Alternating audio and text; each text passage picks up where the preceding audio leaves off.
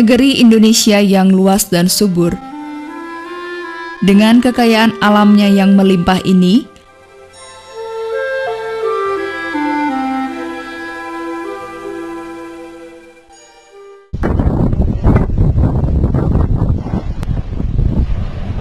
ternyata menyimpan berbagai jenis potensi bencana alam.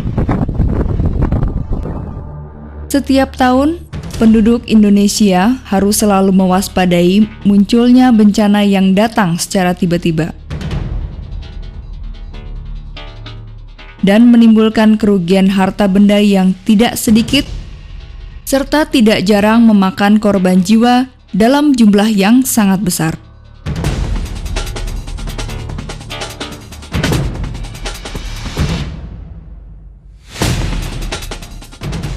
Di antara berbagai jenis bencana alam tersebut, salah satunya adalah bencana letusan gunung api. Bencana ini memiliki karakteristik sendiri, sehingga menyebabkan tingkat kerusakan dan kehancuran yang ditimbulkannya berbeda pula.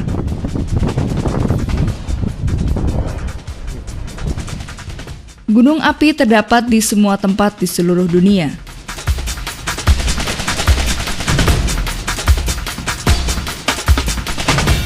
Tetapi lokasi gunung api yang paling terkenal adalah gunung api yang berada di sepanjang busur cincin api Pasifik atau biasa disebut sebagai Pacific Ring of Fire.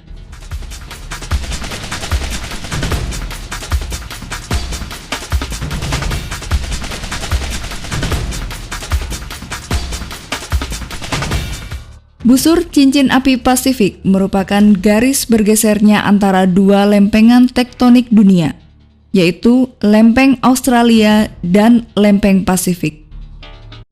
Indonesia terletak dalam jalur Ring of Fire kawasan Pasifik, yang merupakan zona teraktif dengan deretan gunung vulkanis aktif di dunia. Cincin api Pasifik atau lingkaran api Pasifik itu merupakan daerah yang sering mengalami gempa bumi dan letusan gunung api yang mengelilingi cekungan Samudra Pasifik. Daerah ini berbentuk seperti tapal kuda dan mencakup wilayah sepanjang 40.000 km dan sering pula disebut sebagai sabuk gempa Pasifik. Diketahui bahwa gempa bumi yang terjadi di dunia sebanyak 81% diantaranya terjadi di sepanjang cincin api Pasifik. Film dokumenter ini akan membawa kita untuk mengenali dua gunung api di Indonesia yang termasuk dalam kategori gunung api yang paling sering menimbulkan bencana bagi masyarakat yang tinggal di sekitarnya.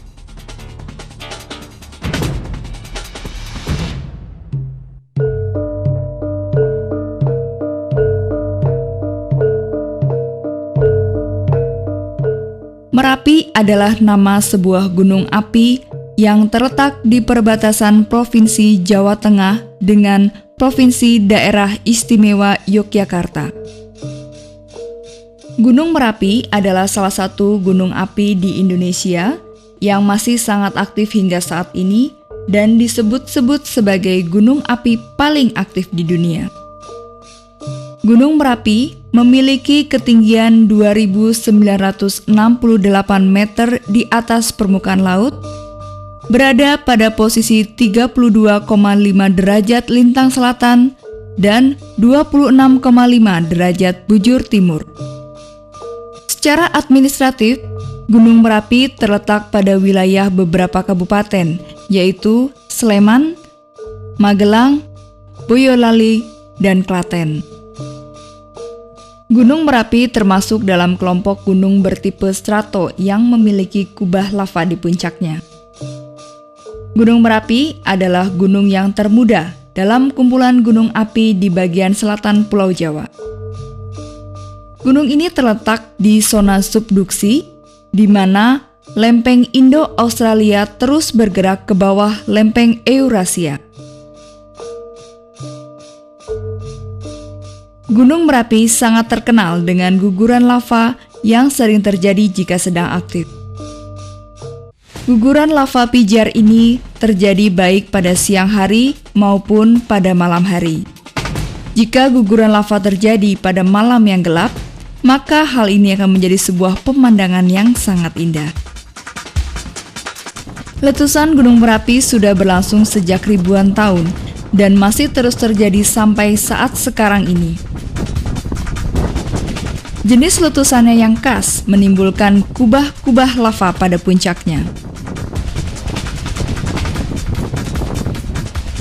Sejak tahun 1548, gunung ini sudah meletus sebanyak 68 kali. Letusan-letusan kecil gunung ini terjadi setiap 2 atau 3 tahun, sedangkan letusan yang lebih besar terjadi sekitar 10 sampai 15 tahun sekali. Pada saat terjadi letusan, Gunung Merapi mengeluarkan material berupa awan panas dan lava pijar.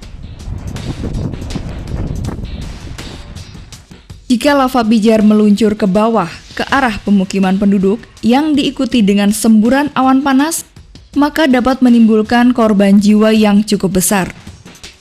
Hal ini terjadi dengan letusan pada November 1994 yang menyebabkan beberapa desa hancur dan memakan korban puluhan jiwa manusia. Sedangkan jika semburan awan panas mengarah ke udara, tidak ada korban yang jatuh meskipun letusan dan semburannya sangat kuat. Hal ini terjadi pada saat letusan Gunung Merapi pada tanggal 19 Juli tahun 1998. Letusan terakhir Gunung Merapi adalah pada tahun 2001 dan 2003 yang berupa aktivitas tinggi dan berlangsung secara terus-menerus. Ciri khas lain dari Gunung Merapi adalah adanya asap putih di puncaknya yang terus-menerus mengepul ke angkasa sepanjang waktu. Fenomena ini terjadi karena adanya kegiatan magma di bagian bawah Gunung Merapi. Pengamatan terhadap perilaku dan kondisi Gunung Merapi dilakukan secara terus-menerus dari beberapa pos pengamatan yang dibangun di sekitarnya. Para petugas setiap saat memeriksa perkembangan aktivitasnya, sehingga jika terjadi peningkatan yang mengarah pada kemungkinan terjadinya letusan, pemerintah dapat segera melakukan langkah-langkah penyelamatan terhadap warga yang bermukim di lereng-lereng maupun di kaki Gunung Merapi.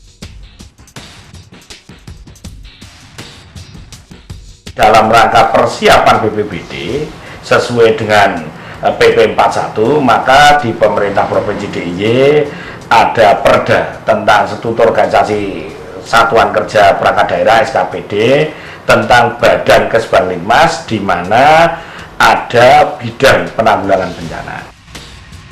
Pada tahun 2006, Gunung Merapi menunjukkan tanda-tanda yang mengkhawatirkan. Aktivitas magma terekam terus meningkat disertai dengan indikasi terjadinya gempa vulkanik serta aktivitas lain di puncaknya, seperti terjadinya luncuran lava pijar dan hembusan awan panas yang oleh penduduk setempat dinamakan wedus gembel. Ketika keadaan sudah sampai pada tingkat membahayakan, pemerintah melakukan evakuasi warga dengan mengosongkan desa-desa yang masuk dalam radius bahaya, serta menempatkan mereka pada lokasi-lokasi pengungsian yang sudah disiapkan sebelumnya. Namun, setelah berlangsung beberapa waktu lamanya, aktivitas Merapi menurun dan tidak terjadi letusan besar seperti yang diperkirakan sebelumnya.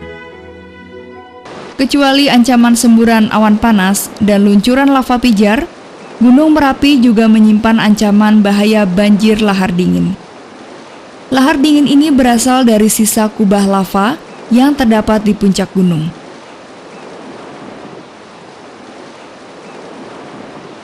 Jika terjadi hujan lebat, lava beku ini akan berubah menjadi lumpur pasir yang terbawa air hujan bersama bebatuan lainnya, meluncur ke bawah melalui sungai-sungai yang ada di bawah Merapi. Daya rusak banjir lahar dingin ini sungguh sangat dahsyat.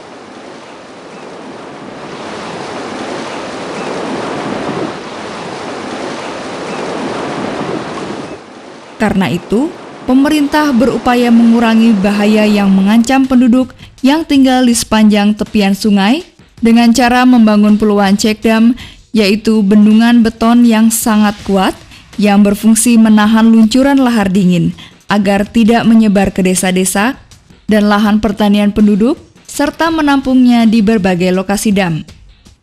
Bagi masyarakat di sepanjang aliran sungai yang mengalirkan lahar dingin dari puncak Merapi ini, adanya endapan lumpur pasir ini telah memberikan berkah tersendiri. Lahar dingin ini, jika sudah mengendap, akan menjadi pasir yang bisa dimanfaatkan sebagai salah satu jenis bahan bangunan. Para penggali pasir yang terdiri dari warga sekitar setiap hari menggali dan mengangkut pasir menggunakan truk-truk pengangkut untuk dijual ke proyek-proyek pembangunan perumahan atau pembangunan jalan. Dalam keadaan normal, warga masyarakat dan wisatawan diizinkan untuk menyaksikan fenomena alam yang terjadi di puncak Merapi tersebut lebih dekat, yaitu dari beberapa pos pengamatan yang ada di sekeliling Gunung Merapi. Seperti misalnya dari pos pengamatan Kaliurang, pos pengamatan Babadan, Krinjing, Jerakah, dan Selo. Di samping itu, untuk keperluan wisata dan pendidikan, pemerintah telah membangun objek wisata Ketepas yang bermanfaat bagi anak-anak untuk mengadakan pengenalan dan pemahaman perihal gunung api dan bahayanya. Pada setiap hari libur, lokasi ini banyak dikunjungi wisatawan untuk menikmati pemandangan sosok Gunung Merapi dari lokasi yang aman. Beberapa puluh kilometer di sebelah selatan puncak Gunung Merapi terletak kota Yogyakarta. Kota yang terkenal dengan sebutan kota budaya, kota pendidikan, dan kota wisata ini, penduduknya sudah cukup akrab dengan perilaku dan aktivitas Gunung Merapi, karena mereka sudah sering sekali mengalami kejadian bencana letusan Gunung Merapi dengan dampak kerusakan akibat hujan abu, aliran lava pijar, maupun banjir lahar dingin.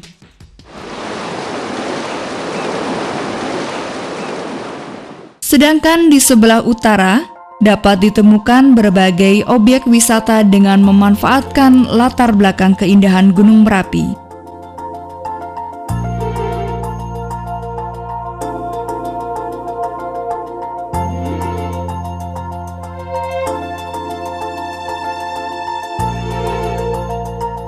Salah satu yang dibangun pada periode terakhir ini adalah Padang Golf Merapi yang selalu ramai dikunjungi para penggemarnya. Juga terdapat objek wisata lain seperti misalnya kawasan wisata Kaliurang, Kali Adem, Kali Kuning, dan hutan wisata Turgo Plawangan.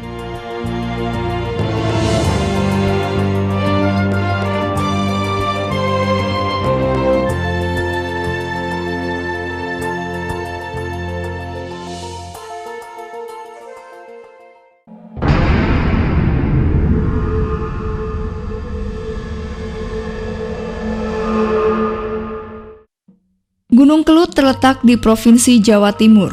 Lokasinya berada di Kabupaten Kediri.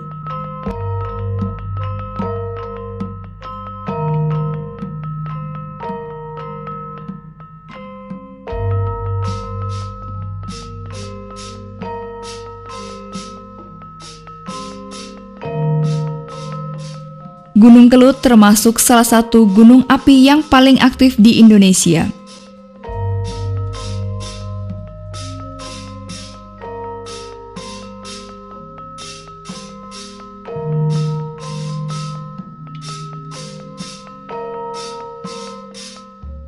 Menurut catatan yang ada, sejak abad ke-15, Gunung Kelut telah memakan korban lebih dari 15.000 jiwa meninggal.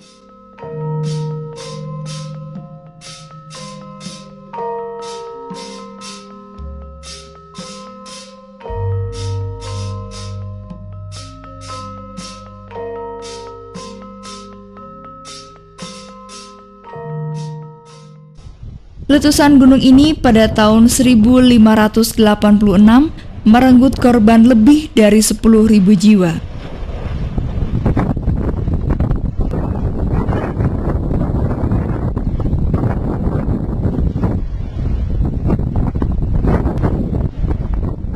Aktivitas magmatik Gunung Kelut terjadi akibat dorongan magma di bawah kawah Gunung Kelut yang membuat kubah lava gunung berkembang terus dan bertambah besar. Pada abad ke-20, Gunung Kelut tercatat meletus pada tahun 1901, tahun 1919, tahun 1951, tahun 1966, dan tahun 1990. Letusan Gunung Kelut yang terjadi pada tahun 1919 tercatat sangat dahsyat. Ribuan jiwa menjadi korban dan sejumlah lokasi pemukiman penduduk musnah tersapu lahar panas. Setelah kejadian tersebut, untuk mengendalikan aliran lava yang meluap dari puncak gunung, pada tahun 1929 telah dibangun sebuah terowongan yang menjadi sebuah sistem untuk mengalihkan aliran lahar menuju ke sungai-sungai yang ada di bawah. Hingga saat ini, terowongan tersebut masih berfungsi dengan baik.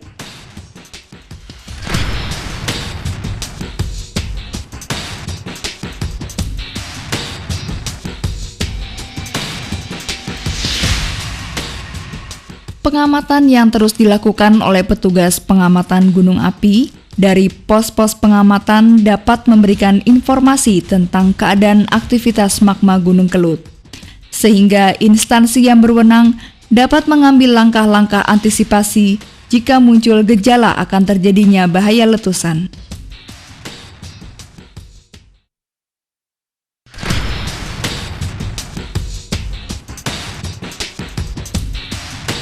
Pada tahun 2007, Gunung Kelut kembali menunjukkan aktivitas vulkaniknya.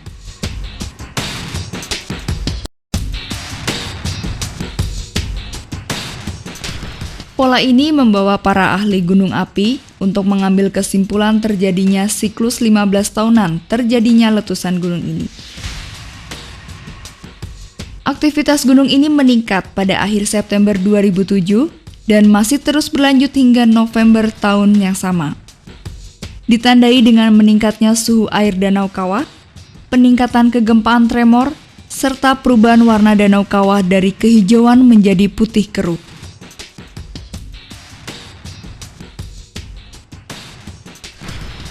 Status awas, yaitu status tertinggi dan paling berbahaya, dikeluarkan oleh Pusat Vulkanologi dan Mitigasi Bencana Geologi sejak 16 Oktober 2007 yang menyebabkan semua penduduk yang berada dalam radius 10 km dari puncak gunung tersebut harus mengungsi.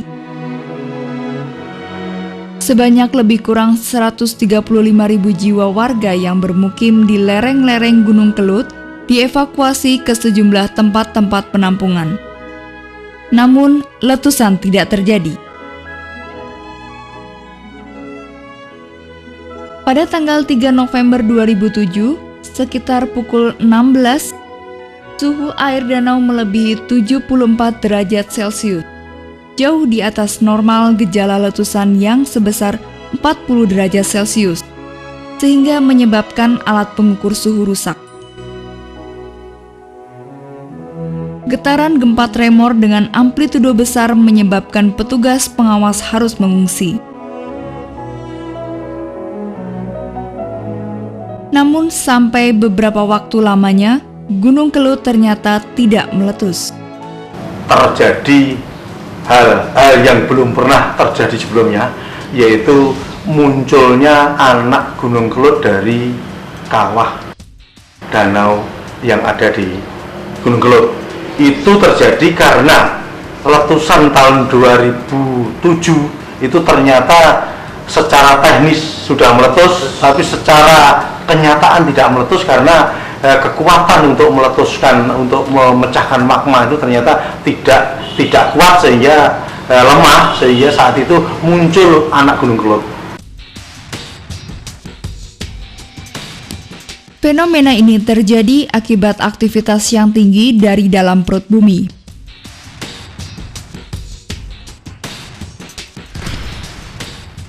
Munculnya anak gunung kelut itu dimulai dengan adanya asap putih yang mengepul di tengah-tengah danau tersebut,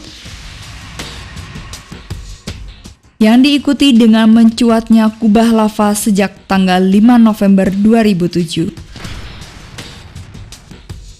Kubah lava ini terus tumbuh, makin lama semakin tinggi dan besar, yang berukuran sampai selebar 100 meter. Diduga kubah lava inilah yang menyumbat saluran magma sehingga letusan tidak segera terjadi. Saat ini Gunung Kelut tengah mengumpulkan energi untuk mendorong sisa lava letusan tahun 1990. Energi yang dibutuhkan untuk mendorong sisa lava mencapai 2 kali lipat dari letusan tahun 1990. Karena itu, masyarakat diminta untuk lebih waspada karena letusan yang ditimbulkannya dikhawatirkan akan lebih dahsyat. Anak Gunung Kelut ini sekarang menjadi objek wisata yang sangat menarik perhatian para pengunjung. Mereka sangat mengagumi keagungan Tuhan yang menciptakan anak gunung baru yang terjadi dalam waktu yang sangat singkat itu. Sejak tahun 2004, pada lereng Gunung Kelut telah dibuka sarana jalan darat untuk mempermudah para wisatawan serta penduduk sekitar menuju puncak Gunung Kelut.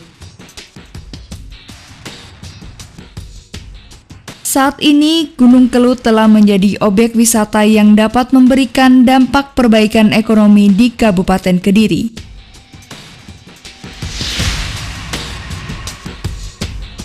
Gunung api yang sedang dalam keadaan aktif dan menunjukkan tanda-tanda yang membahayakan dibagi statusnya menjadi beberapa tingkatan, disesuaikan dengan status bahaya yang ditimbulkannya. Tingkat bahaya gunung api dapat dikategorikan dalam tingkat waspada, tingkat siaga, dan tingkat awas.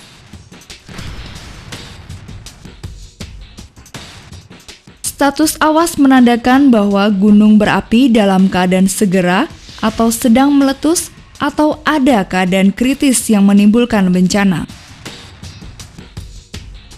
Letusan pembukaan dimulai dengan abu atau asap. Letusan berpeluang terjadi dalam waktu 24 jam. Tindakan yang harus dilaksanakan adalah menentukan wilayah yang terancam bahaya yang direkomendasikan untuk dikosongkan. Koordinasi antara semua pihak yang terkait dilakukan secara harian dengan penyelenggaraan piket secara penuh. Status siaga menandakan bahwa gunung berapi sedang bergerak ke arah letusan atau menimbulkan bencana. Terjadi peningkatan secara intensif pada kegiatan seismik. Semua data menunjukkan bahwa aktivitas dapat segera berlanjut menjadi letusan atau menuju pada keadaan yang dapat menimbulkan bencana. Jika tren peningkatan berlanjut, maka letusan dapat terjadi dalam waktu 2 minggu. Tindakan yang harus dilakukan adalah melakukan sosialisasi wilayah terancam serta penyiapan sarana darurat. Koordinasi dilaksanakan secara harian, adapun piket dilaksanakan penuh. Status waspada menandakan ada aktivitas apapun bentuknya. Terdapat kenaikan aktivitas di atas normal, peningkatan aktivitas seismik, dan kejadian vulkanis lainnya. Terjadi sedikit perubahan aktivitas yang diakibatkan oleh aktivitas magma tektonik dan hidrotermal. Tindakan yang perlu dilakukan adalah melakukan penyuluhan atau sosialisasi. Juga perlu dilakukan penilaian bahaya. Pada keadaan ini, perlu dilakukan pengecekan sarana yang ada dengan pelaksanaan piket secara terbatas. Status normal menandakan bahwa tidak ada gejala aktivitas tekanan magma. Level aktivitas berada pada aktivitas dasar.